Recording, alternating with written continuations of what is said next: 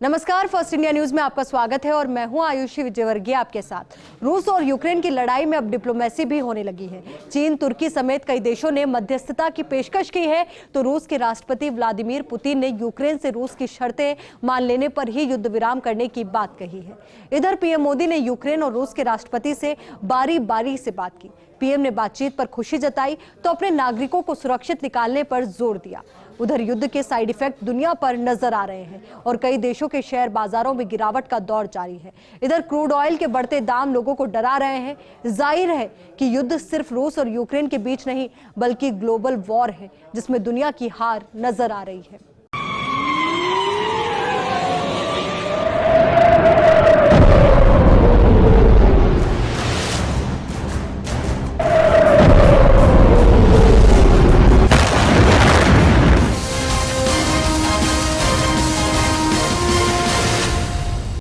PM Modi अच्छी तरह जानते हैं कि यूक्रेन और रूस के बीच छिड़ी जंग में बैलेंस कैसे बनाया जाए। वे अच्छी तरह जानते हैं कि इसके लिए मंझी हुई डिप्लोमेसी की जरूरत है। पीएम मोदी शुरू से ही शांति और बातचीत का रास्ता अपनाए जाने की बात कहते आए हैं।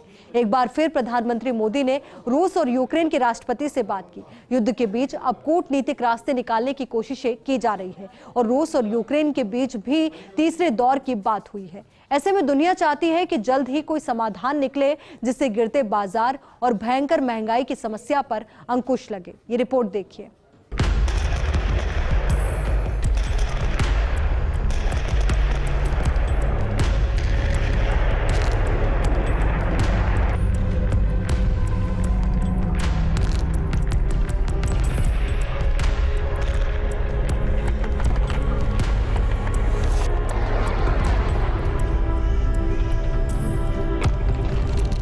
यूक्रेन मुद्दे पर भारत की भूमिका महत्वपूर्ण है। पीएम मोदी हालात पर नजर बनाए हुए हैं और वक्त वक्त पर दोनों देशों से संपर्क कर रहे हैं। इसी सिलसिले में प्रधानमंत्री नरेंद्र मोदी ने रूसी राष्ट्रपति व्लादिमीर पुतिन से करीब 50 मिनट तक बात की। उन्होंने सबसे ज्यादा जोर इस बात पर दिया कि वॉर जोन से भारतीयों को सुरक्षित निकलने दिया जाए। उन्होंने रूस और यूक्रेन के बीच चल रही वार्ता की भी तारीफ की। पीएम मोदी ने रूस की तरफ से सीज फायर का ऐलान किए जाने और ह्यूमैनिटेरियन कॉरिडोर बनाए जाने की भी तारीफ की।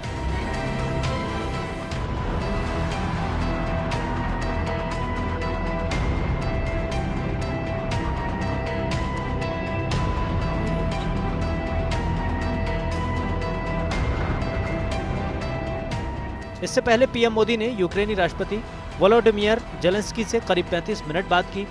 दोनों नेताओं ने यूक्रेन के मौजूदा हालात पर चर्चा की। पीएम मोदी ने रूस और यूक्रेन के बीच लगातार बातचीत की कोशिशों की भी सराहना की।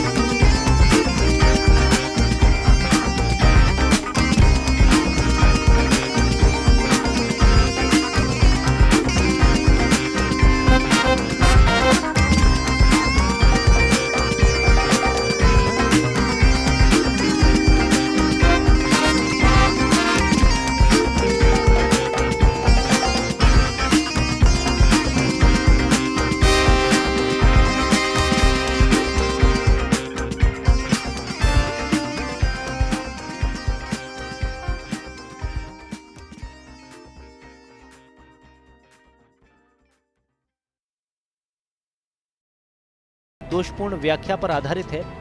रूस ने सोमवार को यूक्रेन के 4 शहरों जिसमें कीव और खार्किव शामिल हैं, इनमें सीज फायर की घोषणा की।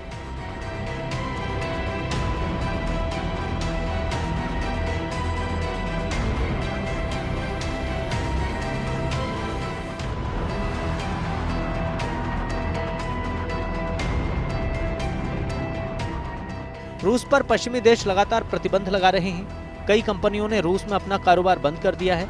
टिकटॉक ने रूस में लाइव स्ट्रीमिंग को रोक दिया है। नए वीडियो पोस्ट करने पर रोक लगा दी है।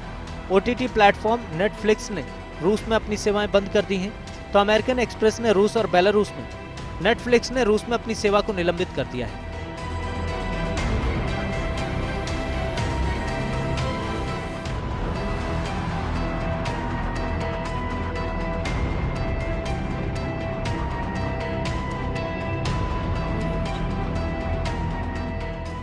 यूक्रेन की राजधानी कीव और अन्य शहरों पर रूसी हमले ने वैश्विक अर्थव्यवस्था में अनिश्चितता को बढ़ा दिया है। रूस के राष्ट्रपति व्लादिमीर पुतिन के इस युद्ध की निंदा करते हुए पश्चिमी देशों ने रूस के वित्तीय संस्थानों और व्यक्तियों को लक्षित करते हुए आर्थिक प्रतिबंधों की घोषणा की है। इन प्रतिबंधों में कुछ रूसी बैंकों को अंतर्राष्ट्रीय भुगतान के लिए इस्तेमाल की जाने वाली स्विफ्ट संदेश प्रणाली से हटाना, रूसी कंपनियों और उद्योगपतियों की पश्चिमी देशों में मौजूद संपत्तियों को फ्रीज करना और रूस के केंद्रीय बैंक को 630 अरब डॉलर के विदेशी मुद्रा भंडार का इस्तेमाल करने से रोकना शामिल है।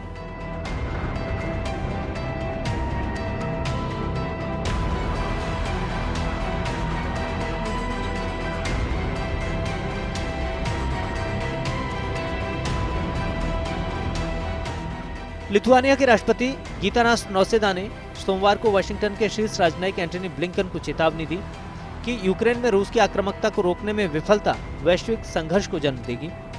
रूस के रक्षा मंत्रालय ने सोमवार को जानकारी दी कि रूस समर्थक अलगाववादियों ने यूक्रेन के दक्षिणी बंदरगाह शहर मारियुपोल में हमला किया और लड़ाई ज्यादातर शहर के पश्चिमी हिस्से में हुई।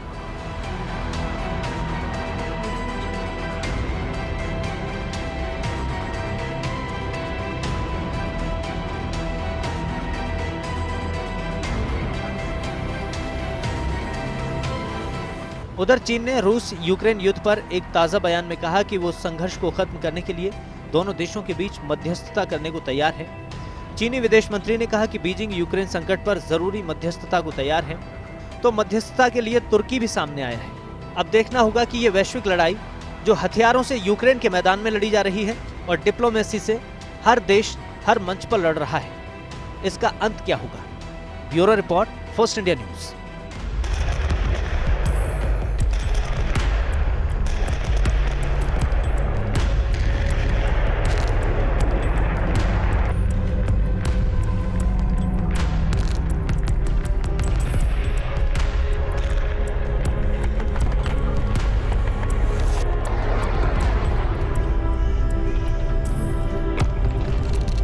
यूक्रेन रूस युद्ध ने दुनिया के सामने कई तरह की चुनौतियां पेश की हैं। इस युद्ध की वजह से अब भारत समेत कई देशों में महंगाई बम फूटने वाला है।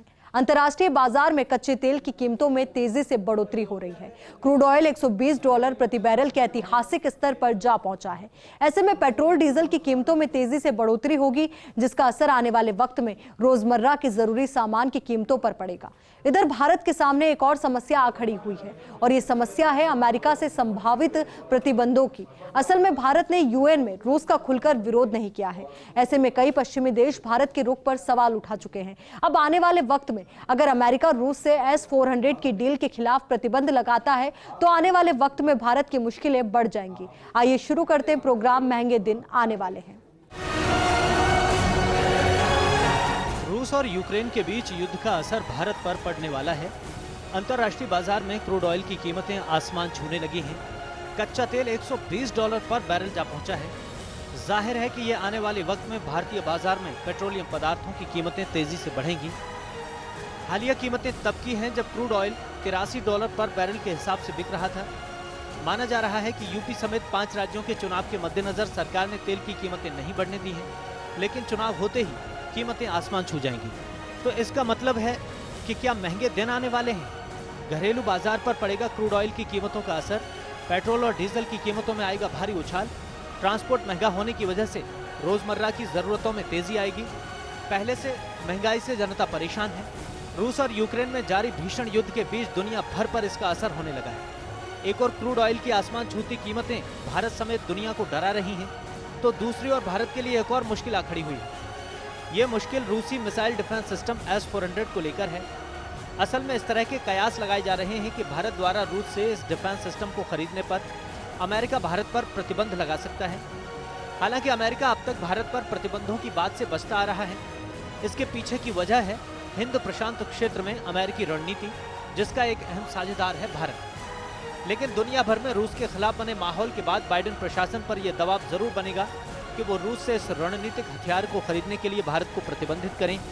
हालांकि भारत पहले भी अमेरिका को अपनी रक्षा जरूरतों से अवगत करा चुका है। ऐसे में अगर प्रतिबंध लगता है तो इसे सिर्फ अमेरिकी कानून काटसा से जोड़कर नहीं देखा जा सकता, बल्कि ये भारत पर यूएन में रूस के मुद्दे पर प्रेशर पॉलिटिक्स के रूप में देखा जाएगा।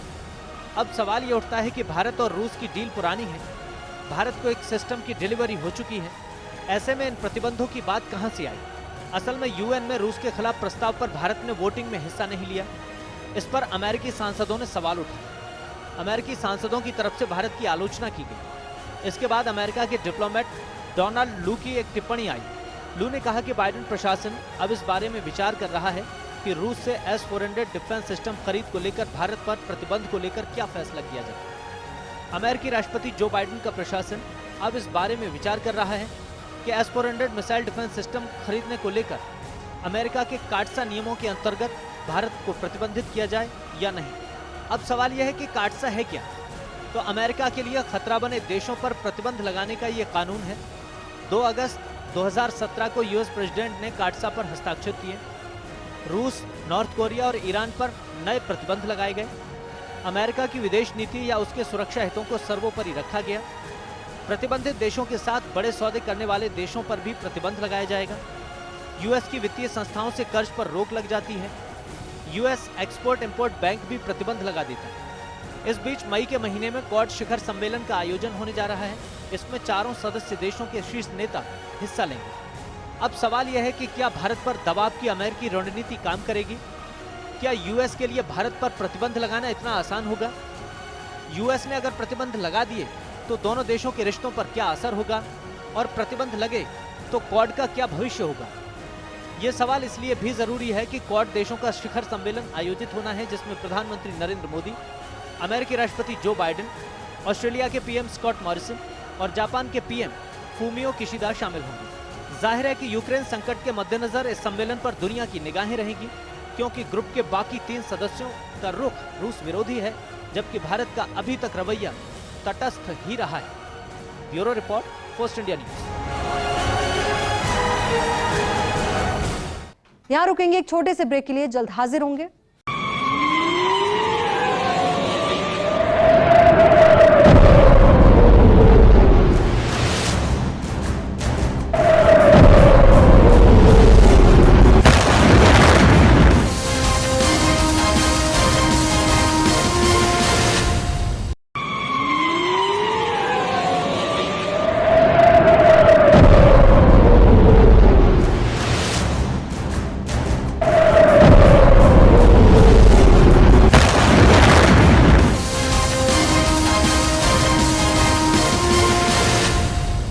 ब्रेक के बाद एक बार फिर से आपका स्वागत है। रूस और यूक्रेन में जंग 10वें दिन भी जारी है। जंग के बीच यहां से हर दिन लाखों लोग यूक्रेन छोड़ रहे हैं। जंग के बीच यहां से भारत लौटे मेडिकल छात्रों के भविष्य को लेकर चिंता सताने लगी है। चिंता अब इन मेडिकल छात्रों का भविष्य क्या है, यही है। देखिए खास रिपोर्ट। रूस और यूक्रेन में जंग तेजी से बढ़ती जा रही है। इस सब के बीच पलायन भी तेज हो रहा है। यूक्रेन में मेडिकल की पढ़ाई कर रहे 18,000 से ज्यादा छात्र स्वदेश लौट चुके हैं। ऐसे में इन छात्रों की मुश्किलें यहीं खत्म नहीं होती। अगर अगले कुछ महीने के भीतर वहां हालात सामान्य नहीं होते हैं तो उनका करियर तबाह हो जाएगा। अनेक छात्र ऐसे हैं जो MBBS आखिरी साल की पढ़ाई कर रहे थे। यूक्रेन पर रूस के हमले के बाद सरकार को भी आभास हुआ है कि सस्ती शिक्षा और आसान दाखिला प्रक्रिया की वजह से बड़े पैमाने पर छात्र पूर्व सोवियत देशों का रुख कर रहे हैं। इसलिए सरकार पर भी दबाव है। प्रधानमंत्री नरेंद्र मोदी ने भी छात्रों को देश में सस्ती शिक्षा मुहैया कराने का भरोसा दिलाया है। इसमें पहले से मेडिकल एजुकेशन की नीतियां सही होती तो आप लोगों को बाहर नहीं जाना पड़ता। 2 कौन माँ बाप चाहते कि इस छोटी उम्र में अकेले भेज दे? कोई माँ बाप नहीं चाहता। लेकिन अब लगे हैं।